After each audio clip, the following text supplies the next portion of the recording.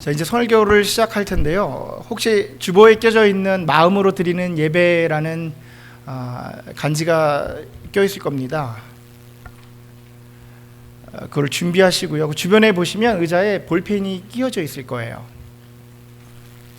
그리고 예배가 끝나고 설교가 끝나고 나서 또 설교에 대해서 우리 마음을 고백하는 시간을 드리겠지만, 설교를 들으시면서 설교를 기록하시고 또 내 마음에 하나님께서 무슨 말씀을 하시는지를 기재하면서 설교를 들으시면 여러분에게 더 큰 도움이 될 겁니다.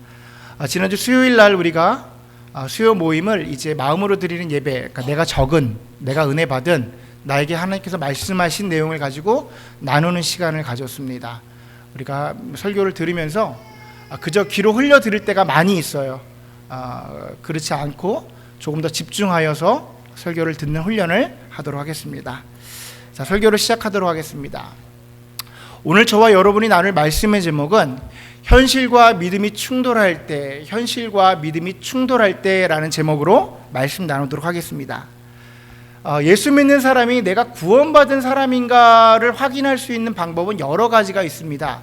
근데 그 중에 한 가지를 지금 내가 갈등을 하고 있는가라는 거예요. 자, 여러 가지 구분할 수 있는데 그 중에 한 가지가 내가 갈등을 하고 있는가, 말 그대로 지금 내 안에 예수로 인해서 갈등이 일어나고 있는가라는 거예요.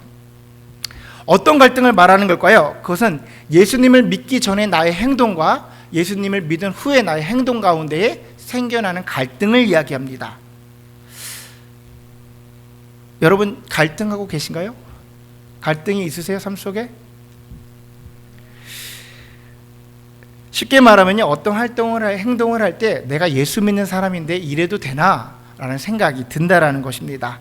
작게는 예수님을 믿기 전에 행동했던, 무심코 행동했던 것들, 무단횡단을 한다든지, 길거리에 침을 뱉는다든지, 아니면 남을 험담하는 일들, 더 나아가서는 크게는요, 이혼의 문제, 세금의 문제, 리베이트와 같이 어떤 사회의 편법과 불법에 대한 그런 일들도 우리에게 갈등이 되어질 때가 있다는 것입니다. 더 나아가서는요, 나라와 나라 사이의 외교, 무역, 전쟁과 같은 것에도 우리 마음속에 갈등이 되어진다는 거예요. 이것은 예수님을 믿기 전에 나의 가치관과 예수님을 믿은 후의 가치관의 변화에서 오는 갈등입니다. 그리고 그 변화의 시작은 내 안에 내주하시는 성령님으로부터의 시작이에요. 그러니까 우리 안에 갈등이 생기는가, 예수님으로 인해서 갈등이 생기는가는 내가 예수님을 믿고 있는가에 대한 증거가 될 수 있다는 것입니다. 그런데요, 이런 갈등이라는 표현이요, 실제 우리 삶 속으로 들어오게 되면 갈등이라는 표현보다 혼돈이라는 표현이 더 맞는 것 같습니다. 혼돈. 왜냐하면요, 우리가 우리 삶 속에서 예수님 때문에 무언가를 결정하게 된다면 그것은 그리 쉬운 일이 아니기 때문입니다.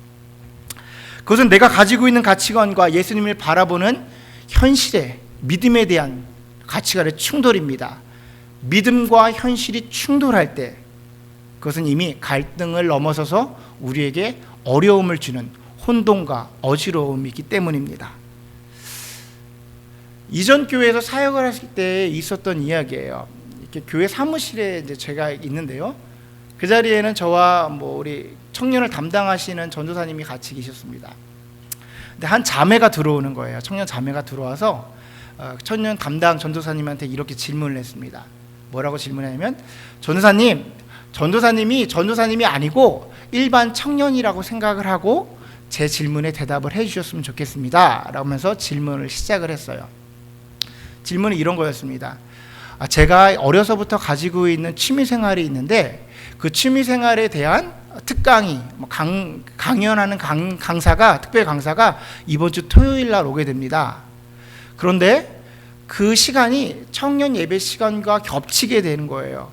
그러면 전도사님 같으면 어떻게 하시겠어요? 라고 질문을 하는 거예요. 지금 무슨 질문을 누구한테 하고 있는지 모르겠어요. 전도사님한테 교회 빠져도 되냐고 물어보고 있는 거잖아요. 근데 그 질문을 할 때 그 자리에 저와 어떤 청년 그리고 전도사가 있었는데 그 세 명의 관심을 끌기는 충분했습니다. 왜냐하면 이 자매는요, 예수님을 믿은 지 얼마 안 된 자매예요. 그런데 그 마음속에 소망이 생겨서 많은 시간을 교회에 나와서 봉사도 하고 열심히 예배 드리려고 노력하는 그런 청년이었어요. 그러니까 그 청년에게는 나름 고민이 되는 그런 문제였더라고요. 근데 거기 앉아있던 청년, 그러니까 또 다른 남자 청년이 이렇게 질문하는 거예요. 그럼 그 취미가 뭐냐? 그 취미는 공개할 수가 없다고 그래요.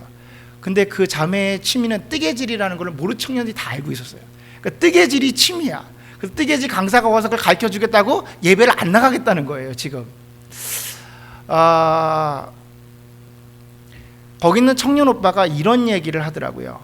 뭐라고 말하면, 뜨개질 정도에 밀릴 하나님이면 나라면 믿지도 않겠어. 뜨개질 정도에 밀릴 하나님이면 나라도 믿지도 않겠어. 의미심장한 얘기죠. 그러고 나서 그 청년 전사님은 누가 봐도 전도사님처럼 전혀 일반인이 아닌 것처럼 그 청년에게 신앙의 우선순위에 대해서 조목조목 가르쳐 주었습니다.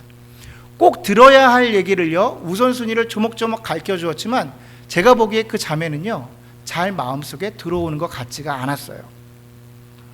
여러분, 이 자매의 고민거리가 뜨개질이어서 가볍게 여겨지십니까? 저는요, 제가 보기에는 전혀 그렇게 느껴지지 않았습니다. 어떤 결과가 나왔는지는 모르지만 그 자매는요, 며칠이 지나서 중요한 결정을 내렸어야 했을 것입니다. 여러분, 제가 여러분에게 공감이 될 만한 또 다른 질문을 한 가지 드려보겠습니다. 여러분의 일이라고 생각을 하고 한번 들어보시기 바랍니다. 주일 아침입니다. 교회를 11시까지 가야 돼서요, 아침부터 분주합니다. 이것저것 준비하느라 10시 20분이 되었습니다. 이제 교회를 나가려고 막 하고 있는데 전화벨이 하나 울립니다. 전화를 받아보니 병원 응급실입니다. 어제 친구네 집에서 잔다고 말했던 아들 녀석이 교통사고가 났다고 합니다. 치료는 들어갔지만 보호자가 와야 한다고 합니다. 여러분은 어디로 가시겠습니까? 너무 극한 질문을 드려서 죄송하지만 지금 여러분 마음속에 정해졌던 곳은 어딘가요? 교회 가서 예배를 드리는 거였습니까? 아니면 병원으로 달려가시는 거였습니까? 신앙인에게는요, 매일매일이 갈등의 연속입니다. 그런 것들, 어떤 것들은요, 훈련을 통해서 가볍게 넘기는 것들도 있지만요, 어떤 것들은 우리로 하여금 혼돈케 하고 몇 날 며칠을 고민케 하는 문제도 있습니다. 우리는 이렇게 현실과 나의 믿음이 충돌할 때 이런 문제를 해결해 줄 수 있는 우선순위를 우리 마음속에 가지고 있어야 합니다. 우선순위가 있어야지만 우리 현실에 나타나는 그 혼동을 줄여줄 수 있다는 거예요. 오늘 본문에 보면요, 이러지도 저러지도 못하는 그런 혼동에 빠져있는 한 인물이 등장을 합니다. 그 사람은 바로 다윗입니다. 오늘 본문은요, 다윗이 이제 막 통합 이스라엘의 왕이 됐을 때의 상황을 보여주고 있습니다. 우리 본문 17절을 다 같이 한번 읽어보도록 하겠습니다. 우리 본문을 보시고요, 본문 17절 다 같이 읽습니다. 시작.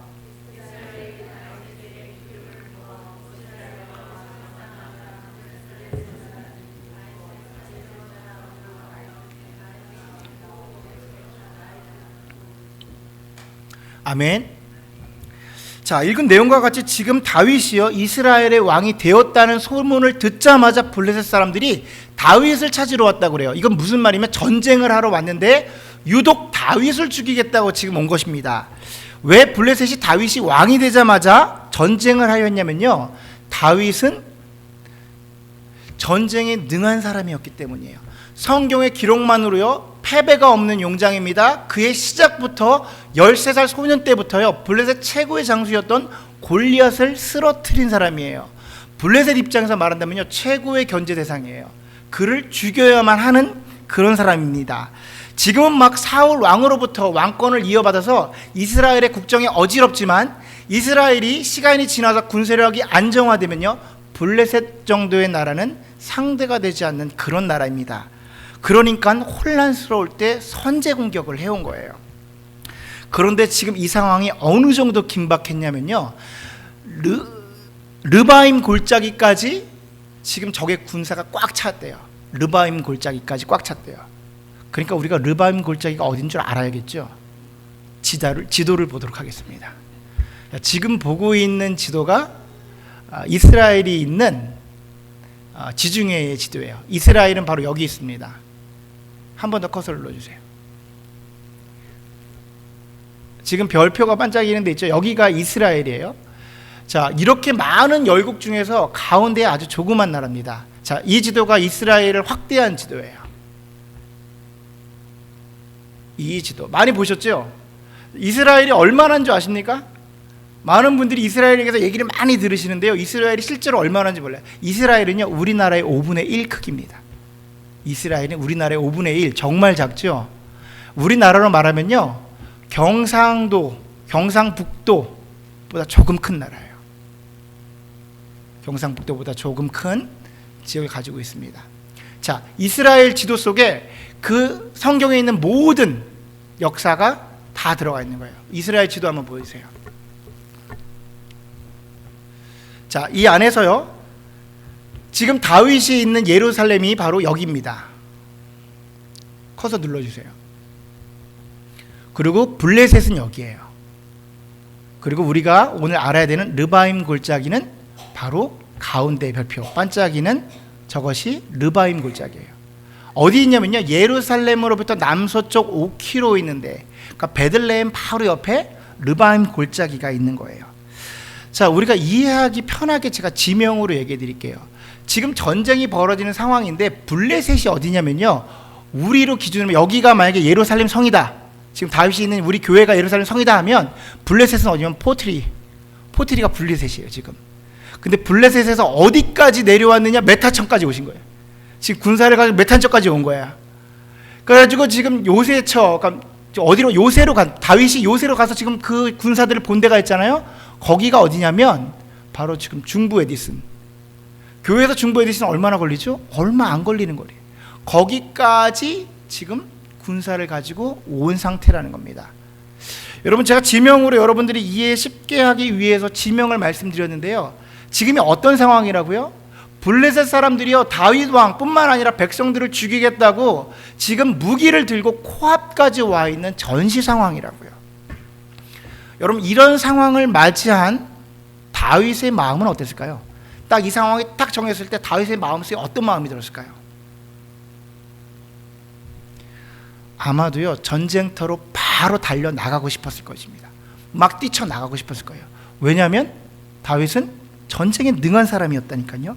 다윗은요, 다 모든 사람들에게 자신이 어떤 사람인지를 보여주고 싶었을 거예요. 왜냐하면 다윗은요, 그 어떤 것보다 전쟁을 잘하는 사람이에요. 그리고 지금이 언제라고요? 이제 막 왕권을 가진 시대. 그러니까 다윗은요, 사람들에게 다시 한번 사울은 천천히요, 다윗은 만만이라는 소리가 온 백성에게 퍼져나가는 걸 원했을 겁니다. 사람들 앞에서요, 백성들에게 내가 어떤 왕인지, 얼마나 강력한 왕인지, 내가 다스리는 이스라엘을 그 누구도, 그 어떤 나라도 침범할 수 없음을 정확하게 보여주고 싶었을 거예요. 어찌 보면 이거는 맞는 이야기죠. 지금은 어떤 상황이라고요? 전쟁이 벌어진 시간이라 빨리 사람들을 모아서요, 전쟁에 나가서 그것을 헤쳐나가야죠. 이것은 현실의 문제입니다. 현실의 문제. 다윗이 능력이 없는 것도 아니고 누가 뭐라 할 것도 없는 그런 상황이었어요. 성경은 재미나게도요, 이와 동일한 상황에 빠져서 어떠한 혼동을 느끼고 있는 또 한 명의 사람을 우리에게 보여줍니다. 그 사람은 바로 사울 왕입니다. 너무나도 재미나게요, 사울 왕이 되자마자, 왕이 된 지 얼마 안 돼서 동일하게 블레셋이 이스라엘을 침범해 옵니다. 동일하게 다급한 상황입니다. 그런데요, 사울도 동일하게 나아가서 자기가 어떤 왕인지를 보여주고 싶었을 거예요. 사울은요, 신체 조건이 굉장히 좋았던 사람이에요. 다른 사람들보다 목이 하나 더 있었다. 얼마나 키가 컸는지 최고의 용장이라고 얘기했습니다. 나가서 내가 어떤 왕인지, 얼마나 실력이 있는지 아마 이스라엘 사람들에게 보여주고 싶었을 것입니다. 그런데 나가려고 하는데 나갈 수가 없는 거예요. 왜? 사무엘이 오지 않는 겁니다. 사무엘이 와서 제사를 지내야지 내가 전쟁에 나갈 수 있는데 사무엘이 오지 않는 거예요. 다급해집니다. 그래서 사울이 어떤 선택을 하냐면 자기가 예배를 치러버리고 전쟁에 나가버려요. 훗날 시간이 지나서 사무엘이 와가지고 얘기를 합니다. 어떻게 해서 이런 죄를 질 수가 있습니까? 라고 말했더니 사울의 말이 참 재밌습니다. 내가 부득이하여 나갔다라고 말해요. 그러니까 얼마나 고민했다는 거예요. 어쩔 수 없어서 나갔다라는 거예요. 근데 여러분, 뭐가 어쩔 수 없었죠? 사무엘상 13장을 보면요, 사울이 사람들이 사울 앞에서 떠나가는 거, 흩어지는 것을 두려워했다고 말해요. 자기 앞에서 사람들이 흩어지는 것이 두려웠다는 거예요. 인정받는 것이 흐트러질까 봐 두려웠다는 거예요. 우리는 이미 성경 안에서요, 성경을 다 읽고 있어서 내용을 알고 있지만, 그래서 이 일이 얼마나 괘씸하고 얼마나 큰 죄인지는 우리는 다 알고 있지만요, 진짜 이 일이 우리 안에 벌어진다면, 진짜 내가 다윗이고 진짜 사울이라면, 내 앞에서 사람들이 죽어나가고 있다면 여러분들은 어떤 선택을 하시겠어요? 여러분이 한 나라의 왕이어서 전쟁이 벌어졌다면 여러분은 어떻게 그 일들을 선택하시겠냐라는 거예요.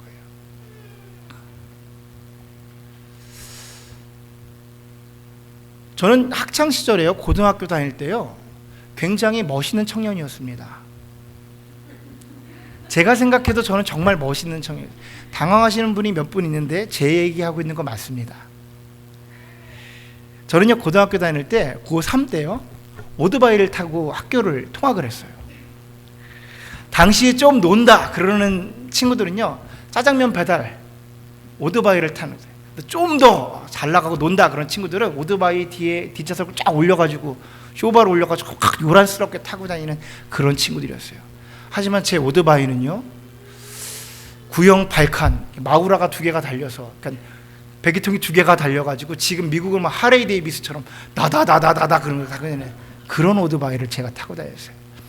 뒷좌석에는 가죽 가방을 탁 넣고요, 헬멧은 독일 군병 헬멧을 딱 타고 다다다다다다 그러면서 학교를 다녔던 그런 멋진 청년이었습니다. 뭐 다른 애들하고는 뭐 급이 틀리죠. 수준이 틀려요. 물론 저희 부모님은 절대 모르시는 이야기였습니다. 제가 다른 동네에다가 주차를 해놓고 집에 이렇게 왔다 갔다 했어요.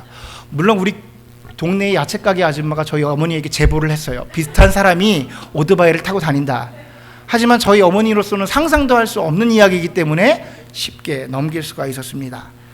저는 제 오토바이를요, 다이너스티라고 불렀어요. 너무나도 고결한 그런 너무나도 멋있는 바이크였습니다. 그렇게 오토바이계의 이단아처럼 제가 고3 시절을 학교를 타고 다니는데, 어느 날 토요일 날 친구들하고 늦게까지 놀다가 이렇게 들어가나 다음 날 들어가나 혼나는 게 비슷하겠다 싶어서 집에 어머니한테 전화를 했어요. 반선포하듯이 친구네 집에서 자고 갈 거야 그러고 전화를 끊어버렸어요. 저는 참고로 반항아는 아니었습니다. 뭐 불량 청소년은 아니었어요. 좀 반항심이 있었던 신앙심 깊은 청년이었어요. 믿으시지 않는 것 같네요. 아무튼간에 늦게까지 놀다가 토요일 날 늦게까지 자다가 아침에 일어나서 제가 좀 늦었어요. 왜냐면 제가 아침에 교회를 가서 복도 청소를 하고 화장실 청소를 하고 계단 청소를 이렇게 밀대질을 해야 되는데 그게 제 담당이거든요. 그거를 안 한 거예요. 늦은 거예요. 그래서 제가 너무 급해서 저희 다이너스티를 따다다닥 당기면서 급하게 막 이제 질주를 하고 집에 가는데, 막 가는데 갑자기 옆에 오른쪽에 있는 차가 그냥 껴든 거예요. 제가 브레이크 한번 못 잡고요, 그대로 부딪혔습니다. 그래서 빵 사고가 나가지고 하늘에서 영화처럼 아스팔트에 타다다다닥 굴렀어요. 제가 그 당시 때 한창 폼을 잡고 다닌다고 머리를 스파이크 헤어를 하고 다녔는데 헬멧을 안 쓰고 사고가 팍 났어요. 타다닥. 여러분, 사고 나면 사람이 빠른 속도로 가다가 아스팔트에 사고 나면 어떻게 되는지 아세요? 인형이 굴러가는 거 탁 굴러갑니다. 여러분, 제가 가끔마다 이상한 얘기를 하거나 이상한 행동을 하면요, 사랑과 위로로 품어주셔야 됩니다. 보통 어디서 떨어진 애들은 사랑으로 돌봐주셔야 돼요. 자, 사고가 팍 났는데 의식은 있었는데 몸은 움직일 수가 없었어요. 바로 응급실로 끌려갔습니다. 그리고 응급실에서 원하지 않았지만 보호자가 와야 된다고 부모님의 연락처를 달라고 그랬어요. 원하지 않았지만 부모님에게 연락처가 갔습니다. 전화가 됐습니다. 그때 시간은 주일 아침 10시 30분. 병원은 저희 집에서 한 10분 정도 거리밖에 안 되는 거리였어요. 얼마 시간이 지나서 저희 어머님이 병원으로 오셨습니다. 그때 시간은 1시. 어머니께서 예배를 다 드리시고 나서 병원에 오신 거예요. 시간이 지나 저희 어머니한테 제가 질문을 했어요. 엄마는 계모인 것 같아. 어떻게 아들이 교통사고가 났는데 와보지도 않을 수 있어? 그렇게 얘기했더니 저희 어머니께서 이렇게 말씀해 주셨습니다. 엄마가 간다고 살릴 수 있는 것도 아니잖아. 내가 할 수 없으면 가서 기도해야지. 내가 할 수 없으면 하나님께 부탁드려야지. 이렇게 말씀을 해주셨습니다. 그날 저는 어머니의 기도로 살아날 수 있었습니다. 비록 그 후로 저의 오토바이는 다시 볼 수 없었지만 저는 결국 기도가 승리한다는 것은 분명히 배웠습니다. 여러분, 현실의 문제는요, 그렇게 녹록하지 않습니다. 우리에게 엄청난 혼동을 줍니다. 왜 그러냐면요, 우리는 기본적으로 우리 마음속에 믿음이 현실을 이기지 못할 거라는 생각을 가지고 있어요. 성경이 현실을 이기지 못할 거라는 생각을 마음속에 가지고 있다는 거예요. 내가 성경을 다 믿습니다 라고 말은 하지만 마음속 깊은 곳에서는 성경은 뭔가 비현실적이고 과학적이지 못해라는 그런 마음을 가지고 있다는 거예요. 그래요, 성경은 비현실적입니다. 어떻게 해요? 시간이 멈추고 태양이 멈추며 사람이 물 위를 걷고요, 보리떡 5개와 물고기 2마리로 5,000명을 먹일 수가 있습니까? 어떻게 다윗이 골리앗을 이길 수가 있습니까? 성경은 말이 안 돼요. 그런데요, 여러분, 여호수아에게도 말이 안 됐을까요? 베드로에게도 말이 안 되는 이야기였을까요? 그 물고기 2마리와 보리떡 5개를 내렸던 그 도시락을 드렸던 꼬마에게도 말이 안 되는 일이었을까요? 아니에요, 여러분. 우리는 비현실적이고 우리는 말이 안 된다고 말하지만 그 사람들에게는요, 너무나도 현실이었고 잊을래 잊을 수 없었고 지울래 지울 수 없는 진짜 현실이 바로 그 이야기였던 것입니다. 만약 우리가요, 현실의 문제를 만났을 때 믿음을 선택하지 못하는 것은 우리 삶 속에서 기도의 응답을, 기도의 승리를 체험해보지 못했기 때문이에요. 여러분, 기독교는요, 완전한 체험의 신앙입니다. 지난주에도 말했지만 체험이 없이는요, 이 교회 생활을, 이 기독교 생활을 유지할 수가 없다고요. 그래요, 교육도 중요합니다. 지식도 중요해요. 그런데 예수 그리스도로 인한 승리의 체험이 없으면 그런 것들은 다 사라질 것에 불과하다는 것입니다. 자, 우리가 성경을 알고 있으면요, 믿는 것 같아요. 지식이 쌓아지면요, 어떤 믿음의 분량이 넘쳐난다고 생각하는 사람도 있습니다. 그런데요, 여러분, 지식은 믿음이 될 수 없습니다. 사상과 이념은 믿음이 될 수 없습니다. 평상시 때는요, 그런 것이 믿음으로 둔갑되어 있지만 진짜 현실의 믿음을, 현실의 문제를 만났을 때 그런 것들은 어떠한 힘도 발휘하지 못한다는 거예요. 믿음은 예수님을 경험함으로만 성장할 수 있음을 믿으시기 바랍니다. 우리 다 같이 본문 19절을 한번 읽어보도록 하겠습니다. 우리 본문 19절 다 같이 읽습니다. 시작.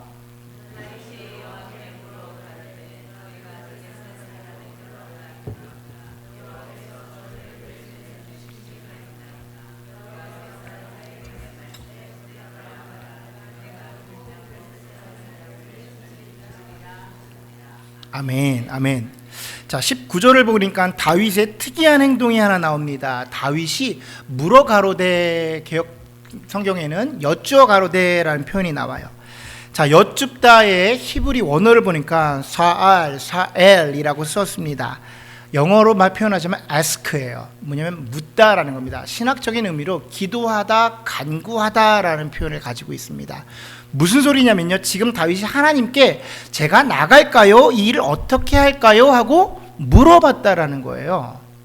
그런데 특이한 게 뭐가 특이하냐면 지금이 어느 상황이라고요? 전쟁 상황이라고요. 정확히 표현하면 국경이 무너져서 백성들이 죽어나가고 있는 상황이라고요. 그래요, 우리도 물어보지요. 우리도 기도합니다. 그런데 우리의 물어봄과 우리의 기도는요, 때론 평온할 때 할 때가 많이 있다라는 거예요. 안전할 때 물어봅니다. 해주면 감사하고 안 해도 별 문제 없을 때 기도를 많이 해요. 근데 진짜 문제가 벌어지고요, 진짜 문제가 코앞에 오고 내 발등에 불똥이 떨어지면 사람 의지합니다. 부모 찾아가고요, 형제 찾아가고, 능력 있는 친구 찾아가요. 왜요? 진짜 급한 일이 벌어지면요, 하나님께 기도를 할 수가 없어요. 언제 응답할지를 모르니까. 언제 응답할지를 모르니 내가 불안하니까요, 그렇게 기도할 수가 없는 거예요. 눈에 보이는 사람 찾아가는 겁니다. 히브리어로요, 사알, 이 여쭈다, 물어보다의 전제가 되는 말은 듣고 계신 하나님입니다. 응답하시는 하나님이에요. 여러분, 우리 하나님께서는 살아계셔서 우리의 기도를 들으시며 응답하시는 하나님임을 믿으시기 바랍니다. 자, 어떤 사람은요, 강단에서 하나님의 음성을 듣습니다. 하나님의 음성을 들으십시오. 하나님 우리에게 말씀하십니다. 라는 말 하지 말라고 그래요. 그런 말이 어딨냐고 얘기합니다. 제가 정리해서 말씀드릴게요. 그분들이요, 경험해보지 못해서 하신 얘기예요. 그런 하나님의 음성 경험해보지 못해서 그런 얘기 하시는 겁니다. 자, 우리 하나님께서는요, 지금 살아계셔서 우리에게 말씀하시는 하나님이세요. 여러분, 제가 좋아하는 이야기가 있는데 뭐냐면, 하나님께서 최초의 인간을 만드십니다. 자기 형상대로 빚어서 만드시면서 눈도 만드시고 코도 만드시고 입도 만드세요. 그리고 귀도 만드십니다. 여러분, 입과 귀 왜 만드셨을까요? 너네들끼리 얘기하고 들으라고? 그것도 맞죠. 우리가 하고 있으니까. 근데 하나님은 그런 분이 아니세요. 하나님은요, 제가 얘기해 드릴게요. 이기주의예요. 하나님은 자기만 생각하세요. 첫 번째가 자기예요. 나랑 이야기하기 위해서 귀를 만드시고요, 나의 음성을 들으라고 귀를 만드셨고, 나에게 말을 하라고 입을 만드셨습니다. 그게 첫 번째 목적이에요. 실제로 아담을 만드시고 나서요, 그 귀에 처음으로 들린 소리가 하나님의 음성임을 믿으시기 바랍니다. 하나님께서 그 귀에 처음으로 목소리를 들려주셨다고요. 왜? 나랑 말하기 위해서. 여러분, 우리 하나님은 변하시지 않는 분이십니다. 아담에게 말씀하신 하나님이 우리에게 말씀하시는 하나님을 믿으시기 바랍니다. 오늘 본문에 다윗에게 말씀하신 하나님이 우리에게 동일하게 말씀하고 계신 하나님이십니다.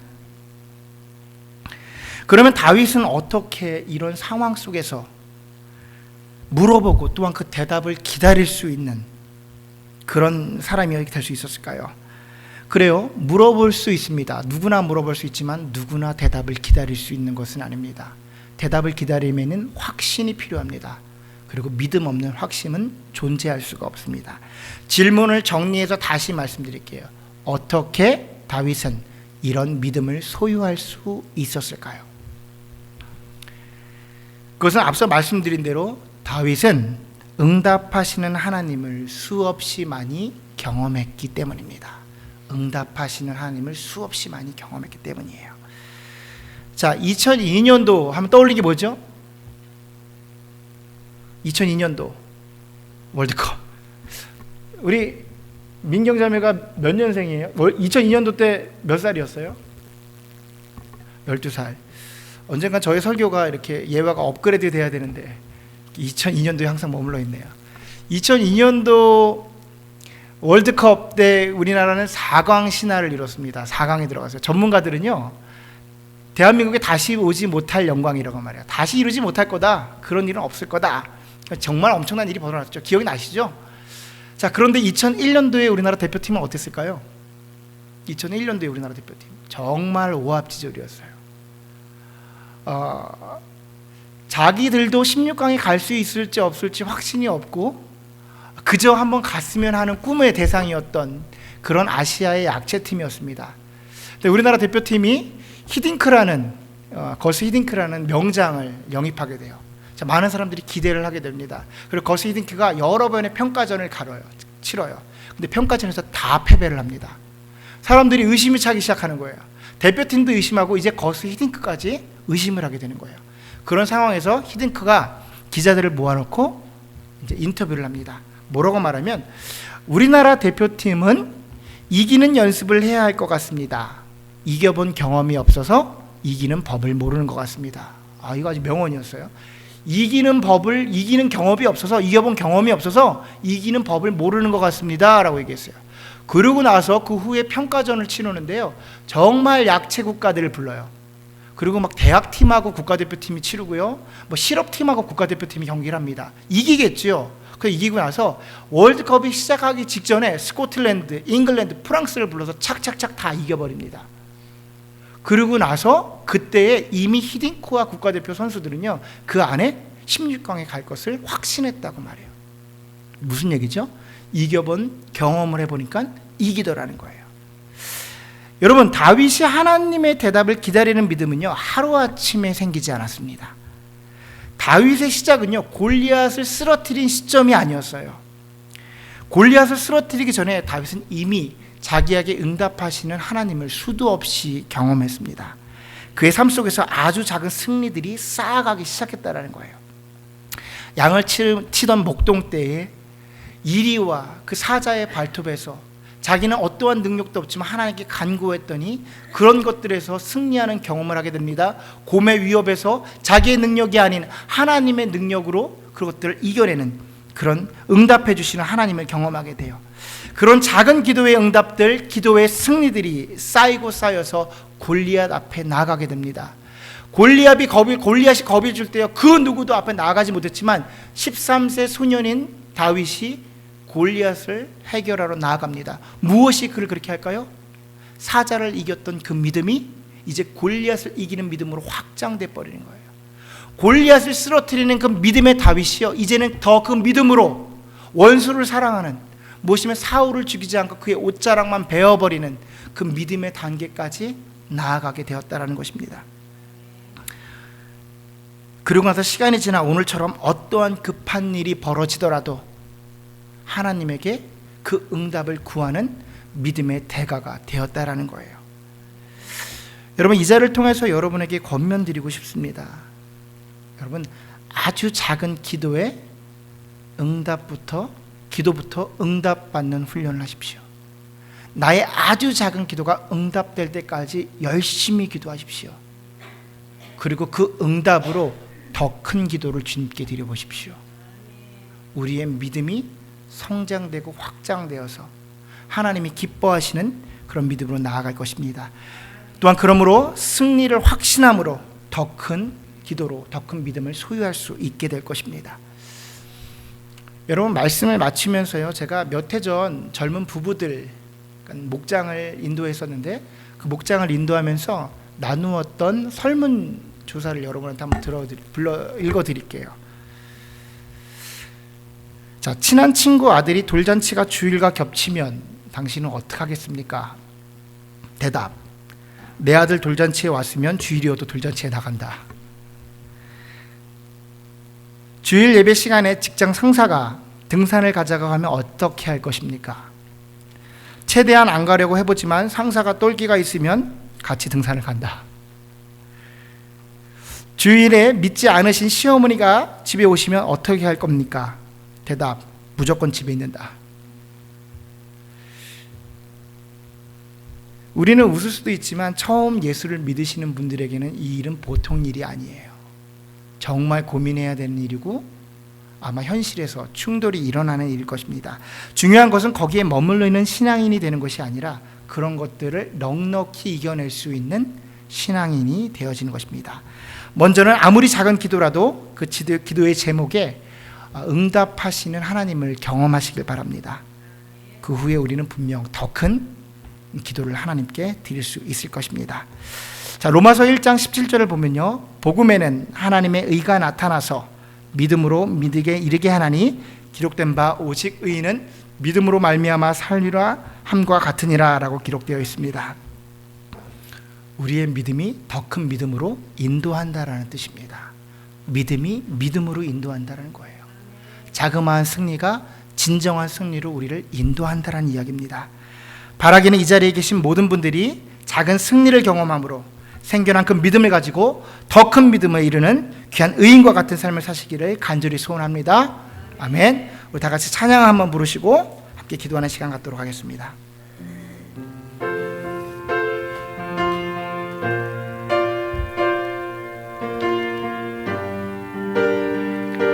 세상 흔들리고 찬양 부르겠습니다. 세상은 들리고 사람들은 변하여도 나는 주를 섬기리. 주님의 사랑은 영원히 변하지 않네. 주님의 사랑은 영원히 변하지 않네. 나는 주를 다시 한번 부릅니다. 세상은 들리고 세상은 들리고 사람들은 변하여도 나는 주를 섬기리. 주님의 사랑은 영원히 변하지 않네. 나는 주를 신뢰 오직 믿음으로 오직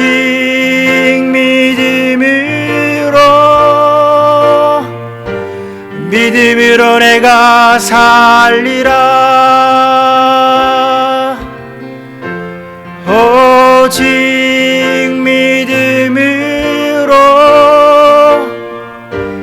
믿음으로 내가 살리라. 세상 흔들리고 사람들은 변하여도, 세상은 흔들리고 사람들은 변하여도 나는 주를 섬기리. 주님의 사랑은 영원히 변하지 않네. 주님의 사랑은 영원히 변하지 않네. 나는 주를 신뢰. 오직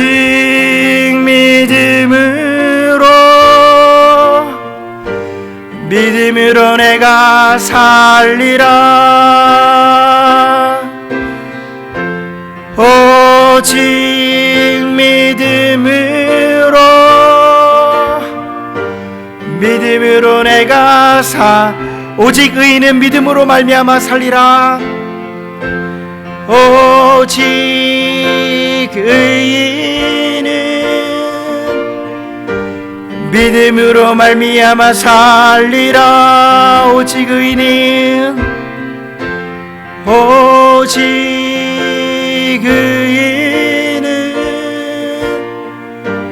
믿음으로 말미암아 살리라. 우리 시간에 한번 다 같이 기도했으면 좋겠습니다. 사랑의 하나님, 때론 내가 주님을 믿노라 하지만, 내가 성경을 모두 믿노라 하지만, 정말 현실의 문제를 만났을 때 사람을 의지하고 세상 방법을 의지할 때가 너무나도 많았음을 이 시간 회개합니다.